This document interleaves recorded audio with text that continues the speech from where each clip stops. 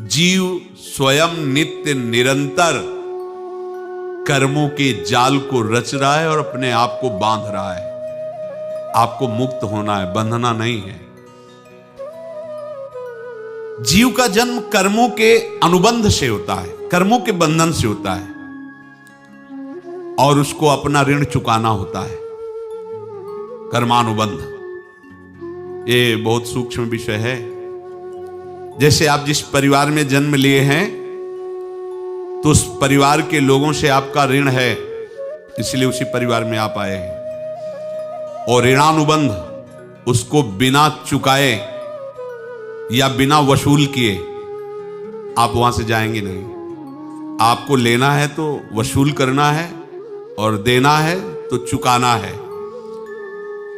ये पूर्व के जन्मों से निश्चित किया गया है। जैसे किसी के यहां पुत्र हुआ, जन्म से ही पैसा खर्चा शुरू हुआ, जो बड़ा हुआ तो उद्दंडता के द्वारा मार पूरे परिवार को क्लेश पर क्लेश देता चला जा रहा है। ये तुम्हारे कर्म का फल है। या ऐसे शक्तिहीन बुद्धिहीन ऐसे पागल पूरे जीवन सेवा करो, तुमसे अपना हिसाब चुकाने के लिए वो आया है।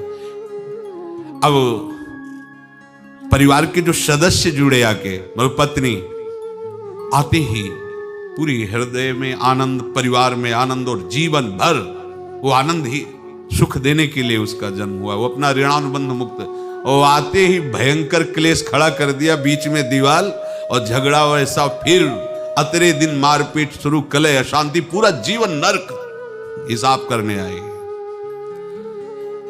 यहां ऋण चुकाए बिना कोई जा नहीं सकता, ऋण चुकाना पड़ेगा।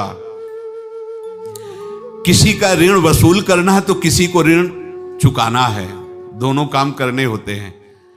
अनेक जन्मों में अनेक लोगों के साथ हमने जो बर्ताव किए हैं, अच्छे या बुरे, वो होंगे। अब किसी आदमी को हम जानते नहीं, अचानक मिला, अचानक टक्कर लगा और मार पीट गाली गुप्ता सब कर दिया, चुपचाप सह लो। क्यों? ये आपका हिसाब है, पूर्व का हिसाब। हमारा उससे कोई द्वेष नहीं, कोई संकल्प नहीं। अचानक घटना घटी और हमसे द्वेष करने लगा, हमें पीटने लगा, हमें गालियां दे, ये हिसाब है, चुपचाप सह जाओ। अपने घर का भाई ही भारी दुश्मन बन गया और क्लेश हिसाब है। एक प्रभुदत्त ब्रह्मचारी जी की वाणी में पढ़ा था, एक महात्मा जी भ्रमण करते थे तो उस समय असरफियां चलती थी, मोहरे असरफियां, तो उनको भेंट में देते लोग। तो या तो ठाकुर सेवा में लगे तत्काल, या संत सेवा में तत्काल लगे, उसका संग्रह करके डोलना ये ठीक नहीं है। बैरागी के लिए सिद्धांत में ये ठीक नहीं है। तो जब 2, 4, 6, 8 ऐसे मोहरे हुई तो उन्होंने विचार किया कि और भ्रमण करके जब काफी मोहरे हो जाएंगी तो प्रयागराज में जब कुंभ पड़ता है, एक बार पूरे सब अखाड़े के संतों को, अलग अलग संप्रदाय सब संतों को बुलाएंगे और सबको पुआएंगे। अब साधु है तो यही विचार करेगा, और क्या विचार करेगा। तो उन्होंने ऐसे डंडा बनवाया, बेंत, जो ऊपर से चूड़ीदार और भीतर पोला, और मोहरे उसमें डालते गए। और भ्रमण, जहां जहां श्रद्धालु भगत थे सबके यहां जाना और इच्छा रखना कि एक मोहर तो दे दे दक्षिणा में। कामना कोई भी हो वो बांधती ही है, ध्यान रखना। इसीलिए प्रभु जो चाहे वो करे, अपनी चाह नहीं रखनी चाहिए, अपनी चाह प्रभु की चाह में मिला देनी चाहिए। धीरे धीरे वो छड़ी भर गई। भ्रमण करने वाले महात्मा चूड़ी लगाई, इंतजार करते रहे। जब प्रयाग का कुंभ पड़ा तो चले। तो रास्ते में एक गांव में पूछा जाता है, जैसे कहीं रुको कि कोई श्रद्धालु ऐसा है जो संत सेवी है। तो कुछ लोगों ने बताया, हाँ एक परिवार है बहुत संत सेवी है और आपको मिलाते हैं उनसे। आइए महाराज, घर में रुका, खूब अच्छा हलवा पूड़ी पवाया, और जो घर के मालिक थे चरण दबाए। चरण दबाते दबाते उनकी दृष्टि पड़ी उस डंडे पे, इतना मोटा और ऊपर से कुछ चूड़ी सी भी नजर आ रही। इस डंडे में तो कोई रहस्य है ही है। अब महात्मा जी को खवा पिला के सुला दिया। महात्मा जी जब सो गए तो पत्नी से धीरे से कहा, वो डंडा लाओ बाबा जी का डंडा। अब वो चूड़ीदार जो ही खोला पलटाया तो सैकड़ों मोहरे। ऐसे संत रोज पधारे भगवान, तुम आनंद हो जाए फिर क्या। पत्नी से कहा, नाप के कंकड़ लाओ। वो तो महात्मा जी तो खाए खीर पूड़ी, आराम से सो रहे। रात में पूरी प्लानिंग करके उसमें कंकड़ भर के चूड़ी लगाकर सिराने रख दिया, सारी मोहरें हटा ली। महात्मा जी आराम से छड़ी उठाए तो वजन पक्का। वैसे बड़े लोग चतुर होते हैं, पर ये नहीं जानते कि कर्म कितना भयानक होता है। और उनकी कोई संतान नहीं थी, पर धन में इतना प्रेम उनको था। बहुत सावधान। साधु महात्माओं के पास जो अर्थ है, गृहस्थी अगर आता वहीं से है, पर अगर उसको जोर जबरदस्ती या किसी छल कपट से, तो वो उसका विनाश ही करता है। आज तक का प्रमाण है। अब उनको ये भाव पता नहीं होगा, या पता होगा तो लोभ के कारण वो उसको मान नहीं पाए होंगे। महात्मा जी गए प्रयाग में, किसी अखाड़े पर रुके और वहां प्रार्थना की कि कल जो है संपूर्ण अखाड़ों का निमंत्रण किया जाए और सब संतों को भोग पवाया जाए और उनको दक्षिणा भी दी जाए।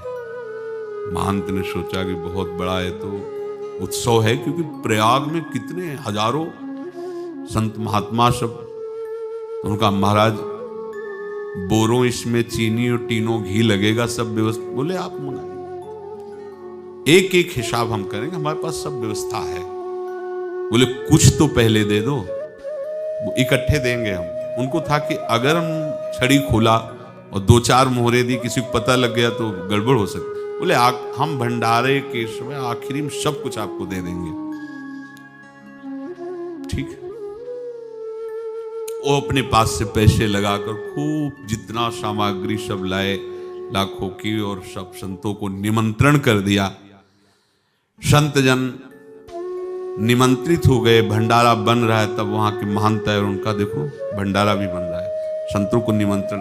अब आप अर्थ की व्यवस्था कीजिए, क्योंकि इतनी बड़ी हमारी सामर्थ्य नहीं थी जितना हमने किसी तरह हमने व्यवस्था की। अब मुझे अर्थ चाहिए, तभी आगे की व्यवस्था बढ़ेगी। संतों को दक्षिणा देंगे और जिनसे अर्थ लिया उनको दे। देखो रसोई बन गई है सब। उनका छत में विश्वास नहीं तो ये अभी चूड़ी खोली। उनको तो था ना कि मोहरे हैं, कंकड़। तो जैसे कितना उनको सदमा लगा होगा। हजारों संतों का निमंत्रण, रसोई बन, संत हो के छल कपट।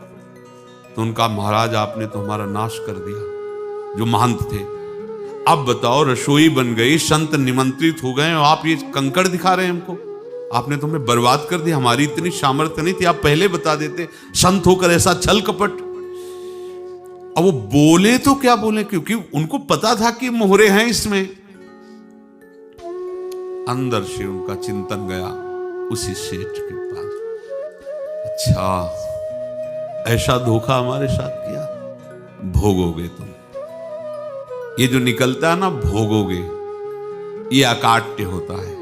क्योंकि किसी का भी हृदय, मान लो किसी भी जीव जंतु को आप कष्ट दें और उसका हृदय आह भर जाए, तो वो आह वज्र की लीक है, तुम्हें भोगना पड़ेगा। वो देखो भीष्म जी को भोगना पड़ रहा है। सांप को ऐसे धनुष की नोक से उठाया और बंबूल के कांटों के ऊपर फेंक दिया, कई दिन तक शेदा हुआ, वो आह भर करके मरा। तो आपको 6 महीने बाणों की सैया पर आह किसी की ना लेना जिंदगी। कोई ऐसा कोई आह भर करके कह दिया तुम समर्थ हो, हम तो कुछ कर नहीं सकते, और अंदर से दुखी, फिर तुम्हारी सामर्थ्य काम नहीं करेगी, मिट्टी में मिला देगी।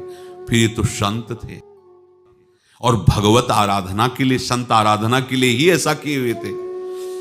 अब इनका कैसे मुंह दिखाएं? अब क्या करें? सुबह संत जन आएंगे, सबके बीच में हमारी कि देखो इन्होंने, अब क्या करें? गए और संगम में जाके छलांग लगाई, अपने प्राण त्याग दिए। अब उनके तो पास मोहरे थी और व्यापार बढ़ा, और 9-10 महीने बाद ही लड़का हुआ। अब तो उनको कि संत फलीभूत हो गया। देखो व्यापार चल रहा, लड़का नहीं होता था, लड़का भी हो गया, बड़ा आनंद छा रहा है। जब से वो प्रकट हुए और धन की वृद्धि शुरू हो गई, पढ़ाई लिखाई में उनके खर्चा हुआ सब, बस बीमारी शुरू हो गई उनके शरीर में। अब उसमें पैसा जाना शुरू हुआ। इतने आसक्त तो वो दोनों हो गए कि कुछ भी हो, व्यापार ठप, संपत्ति बेचना शुरू। तो उन्होंने कहा कि बेटा मैं क्या कर सकता हूं तुम्हारे लिए? बोले हमारी अंतिम इच्छा है प्रयाग चलो, और जितने प्रयाग में संत महात्मा सबको एक बार भंडारा करवाओ। हमारी इच्छा अंतिम है, क्योंकि अंतिम यही इच्छा थी। बोले अब ज्यादा संपत्ति तो नहीं रह गई, तो बोले घर बेच दो, मेरे लिए ही तो है, बेच दो। मुझे लगता मैं बचूंगा नहीं, पर मेरी अंतिम इच्छा पूर्ण कर दो। घर बेच दिया, जेवर बेच दी। वहां गए, जब संत सेवा की तो बोले मुझे संगम तक ले चलो। संगम तक ले गए और बोले समझे तुम चुराए थे और हमने उसको छीना है, कुछ नहीं रह गया तेरे पास कुछ, अब केवल ममता और आसक्ति में जलकर मर और नरक प्राप्त कर। मैं वही महात्मा हूं जिसकी तूने मोहरे ली थी, शरीर छोड़ दिया। महात्मा को जन्म लेना पड़ा और इनको दुर्गति भोगनी पड़ी। ऋणानुबंध, होश में। ऐसा नहीं कि आप जो कर रहे हैं कोई देख नहीं रहा, कोई हिसाब किताब नहीं, जो कर रहे हैं अवश्य में भोक्तव्यम। बहुत सावधान।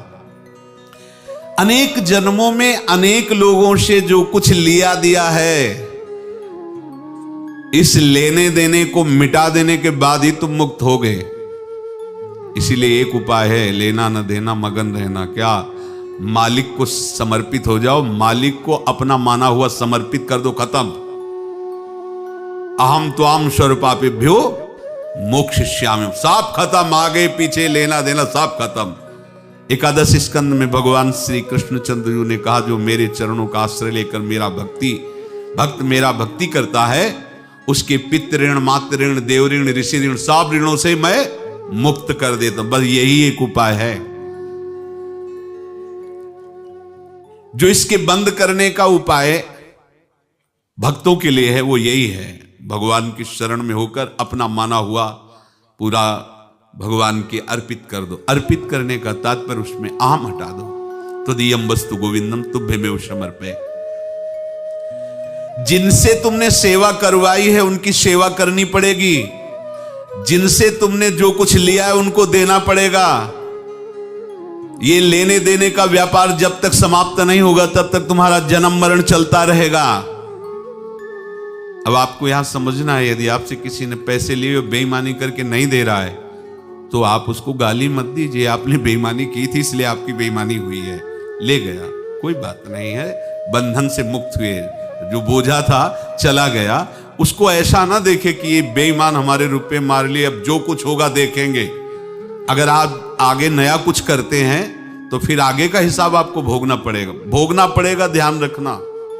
ऐसा नहीं है कि आपको भोगना नहीं पड़ेगा। एक ही उपाय है कि अब जो शरीर धारण किए इसी में जो भोग ले, आगे ना होना चाहिए। तो क्या करे? सर्वतो भावेन भगवान की शरण ले ले। ये तो सर्वाणि कर्माणि मयि सन्न्यस्य मत्पराहा अनन्येनैव योगेन माम ध्यायन्तु उपासते तेषामहं समुद्धर्ता मृत्यु संसार से। ये बड़ा कठिन है पार होना, कोई छोटी मोटी बात है। एक महात्मा बाल्यावस्था से भजन करते थे, शालिग्राम भगवान पास रखते थे और उन्हीं की आराधना करके बस पाठ, नाम, जप और भ्रमण करते थे। यौवन अवस्था थी, गंगा जी के किनारे अपने ठाकुर को विराजमान करके स्नान करने के लिए कपड़ा ही उतार रहे थे कि 90 लोग आ गए, भाला तलवार सब ले, मारो मारो इसको मारो, घेर लिया। तो उन्होंने हाथ जोड़कर कहा हमने क्या अपराध किया, कोई सुन ही नहीं रहा। तो उन्होंने कहा मार तो डालोगे ही आप 90 लोग, हम कोई अस्त्र शस्त्र तो लिए नहीं, एक बार हमें गंगा में डुबकी लगा देने दो और अपने ठाकुर को स्नान करा देने दो, फिर इसके बाद आप मार देना। भगवत इच्छा से वो लोग रुक गए, स्नान किया और अंदर से प्रार्थना की, प्रभु ये क्या लीला है आपके सिवा मेरा कोई है नहीं और ये मुझे मारना चाहते हैं। तो भगवान ने जानते हो क्या कहा उनके अंतर में, तुम मेरे में ध्यानस्थ हो करके शरीर को छोड़ो, ये लोग मारेंगे। ये मेरे भजन का फल है कि तुम्हें 90 जन्म नहीं लेना पड़ेगा।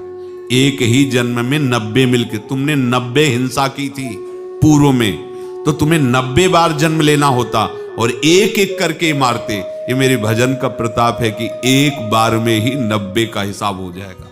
तुम आंख मूंदो, मेरे ध्यान में मगन रहो, मेरे प्रताप से तुम्हें कोई चोट नहीं होगी और स्वाभाविक मूर्छावस्था में प्राण तुम्हारे छूट जाए। ऐसा ही हुआ, ऐसा हुआ। तो ये बात समझ लो कि ये जो कर्मानुबंध है, ऋणानुबंध है। आप देखो, अगर शाप महात्माओं ने दिया कि तुम्हारे वंश का इससे विनाश होगा, तो भगवान भी परम धाम जा रहे तो उसी कील से, बाण की नोक में जो मछली लील गई थी, छोटा कण, उसी से की नोक बनाई और उसी नोक प्रहार किया। भगवान के श्री चरण में वही बाण की नोक लगी और भगवान ने स्वीकार किया ना। भगवान का बड़ा लीला विचित्र है। अगर छुप करके उधर रामावतार में बात, तो इधर स्वीकार किया है भगवान ने। ऐसा कहीं नहीं दिखाया कि मैं भगवान हूं तो मैं अपने लिए, ऐसा नहीं दिखाया।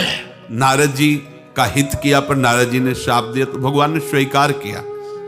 बंदरों ने ही सहायता की, जैसा बोले थे वैसा। ये लीला इस शरीर में भोगनी पड़ेगी। हाँ, ज्यादा को कम में भुगता देंगे, पर अब अगला शरीर ना मिले, इसके लिए सर्वतो भावेन भगवान के आश्रित हो जाए। जैसे आपने दुकान फैला रखी है तो उसमें दो काम होते हैं, लेना और देना। किसी को उधार दिया है तो हमें उसे लेना है, और कोई नगद देकर सामान ले रहा है तो उसे सामान देना है, या उधार लिया है तो हमें उधार देना है। अब अगर दुकान बंद करनी है तो तुम्हें देने वालों पर जोर देना है, लेने वालों पर जोर नहीं। लेने वाला तो जाओ हम क्षमा किया, समर्पित किया, हमारा कोई संबंध नहीं, खत्म हो जाए, वो खुशी हो जाएगा। लेकिन देने वाला, तुम अगर दुकान भी उठा दोगे तो जहां भी रहोगे तुम्हारे पास वो आएगा, लाइए हमारा। तो देने पर नजर रखिए, जिसका जिसका हिसाब है वो आपके सामने आता जाए, हटाते जाओ। लेने पर नजर मत रखिए और दुकान फौरन उठा दीजिए, नहीं अगर लेते देते रहे तो चलता रहेगा। आगे चलकर कुछ लेना न देना, मगन रहना बस अपने प्रभु के चिंतन में। अब हम कैसे जाने कि किसको क्या देना है, हमें क्या पता? तो हम पूरा हिसाब जिनको पता है उनको दे देते हैं। समझ रहे हो? उनको पता है क्या लेना है क्या देना है, तो इनके पास पहुंच गए, सरकारी हिसाब से सब बराबर कर देंगे। हमको अपनी जिम्मेवारी इनकी चरणों में समर्पित कर देना है, तभी हम जीवन मुक्त होंगे। ये रहस्य की बात है। प्रभु कह रहे हैं, यस्य सर्वे समारंभाः काम संकल्प वर्जिताः ज्ञानाग्नि दग्ध कर्माणं तमाहु पंडितम बुधाः। जिसके संपूर्ण कर्मों के आरंभ संकल्प और कामना से रहित हैं, तथा जिसके संपूर्ण कर्म ज्ञान रूपी अग्नि से जल गए हैं, उसको ज्ञानी जन भी पंडित कहते हैं, बुद्धिमान कहते हैं।